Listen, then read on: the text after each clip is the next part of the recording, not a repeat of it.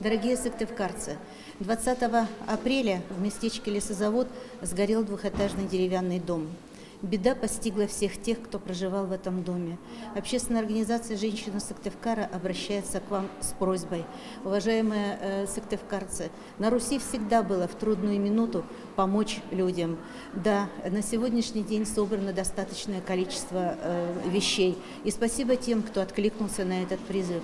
Но сегодня очень нужна и другая помощь. Помощь в виде материальных средств. Уважаемые сыктывкарцы, пожалуйста, откликнитесь. Каждый, кто может, в данной ситуации, наверное, ценным будет любая сумма, которую вы внесете. В свою очередь, общественная организация «Женщины города Сыктывкара» предоставит полный отчет о том, куда будут использованы данные средства. И использованы они будут вместе с теми, кого постигло это горе.